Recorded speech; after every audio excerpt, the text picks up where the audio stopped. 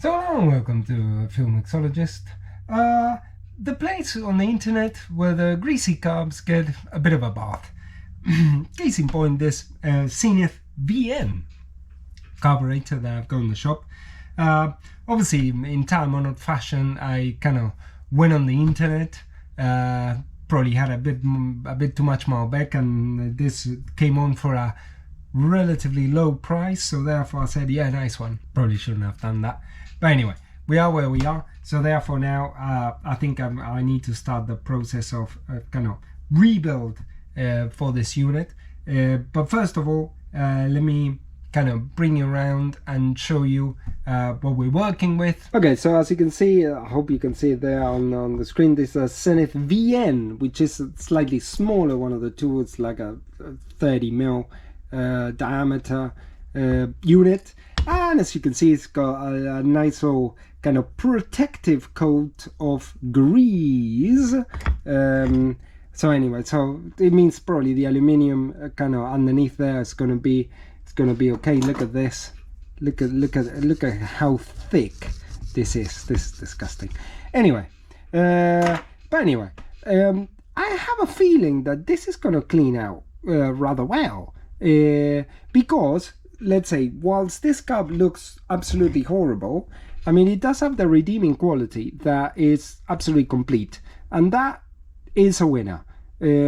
So I think what we need to do now is to start the kind of disassembly process, and we're gonna have to do a hell of a lot of cleaning with this carb. Probably we're gonna have to do my classic stage 0 cleaning, which is just getting it with a brush and with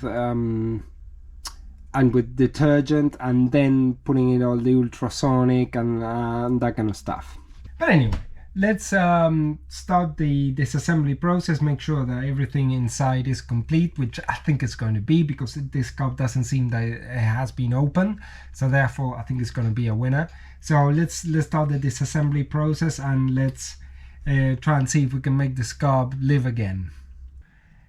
Okay, so it's been kind of a few days later, but we're in a relatively good place with this unit, with the Zenith carb.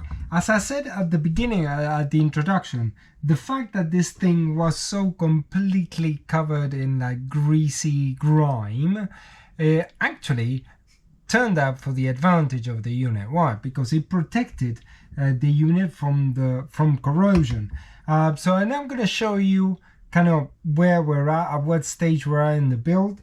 Obviously, I'm not going to be able to finish it right now, because I'm waiting on kind of some gaskets that need to be delivered and whatnot. So that takes a few days. So I can't finish the unit right now. But you know, I got a fair chunk of the way kind of there, and then I need to show you something very specific about the throttles and how do I set them, and hopefully you will see kind of what I'm on. So as you can see here, this unit actually cleaned out really well.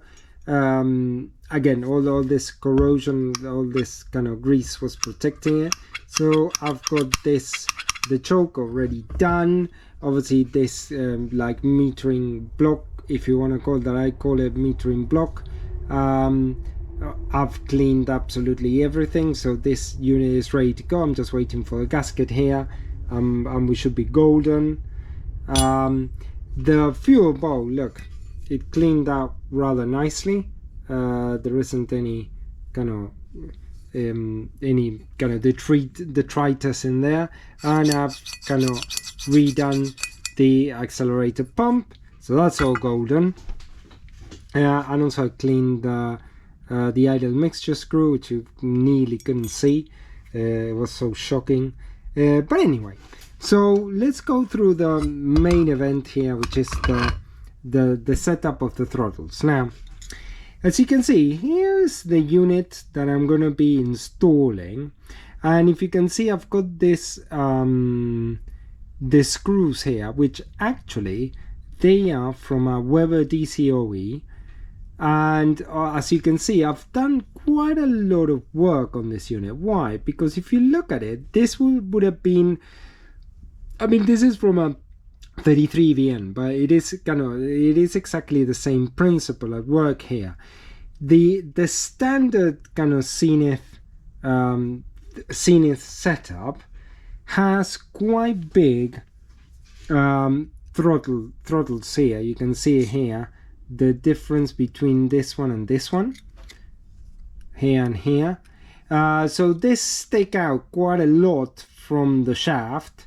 Not only that, but also the original shaft has like a hump here and here that obscure the throttle, and same thing around here. It has a hump here and a hump here. Now what I've did with the throttle like it is at the moment is I've kind of eliminated those humps here, and I'm putting a much lower profile throttle screw. And basically what this is going to mean is that this unit that's going to go in there here it's going to present much less of a restriction to airflow once it is installed, which is what you want really, especially on carbs like this that are kind of quite small, where you need the maximum sort of capacity. And let me open up the choke so you can see it. So you can see it there. So this will be kind of the unit at wide open throttle. You can see there that the restriction placed by the shaft is minimal, whilst look at what this will be at wide open throttle. You can see that there's a lot more restriction in there, and that's not a very good thing, especially for carbs this small. So this isn't necessarily going to turn this unit into like a racing carb and that kind of stuff, but I'm sure it should give you about at least like 100 RPM kind of more drivability, especially at the top end for the engine. So I think that could be, you know, a small win for any engine. And the other thing that I've done is that obviously once the components are absolutely clean, which they are now, now is the time to check for the shaft. And actually the shaft, it goes in pretty well, so it's not worn out. So that means there is not going to be a kind of vacuum leak in here.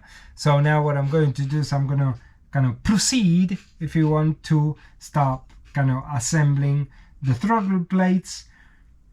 I'll probably do a couple more bits, but kind of that's it for tonight. That kind of all, folks.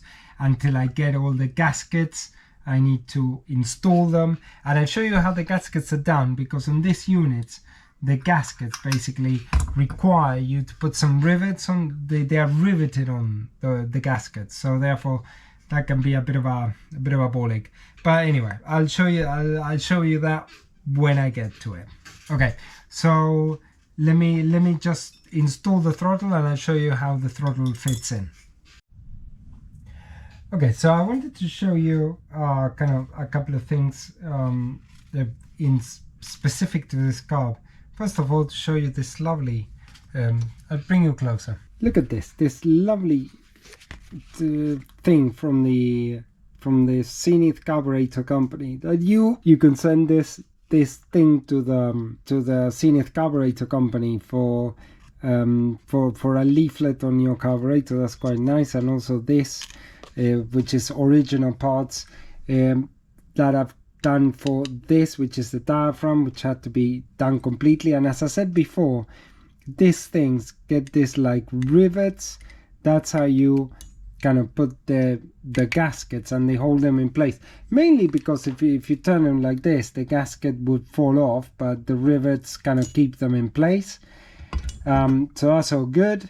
And obviously we've got here the fuel bowl, which is, you know, now fully assembled with all the gaskets and everything. So now the only thing I need to do is kind of slam this unit together with the choke and with the kind of accelerator pump and all the other bits and bobs. So let's start doing that. Okay, so I've finished this unit now, so it's all with the with the linkage, you know, properly as it should go. So that's kind of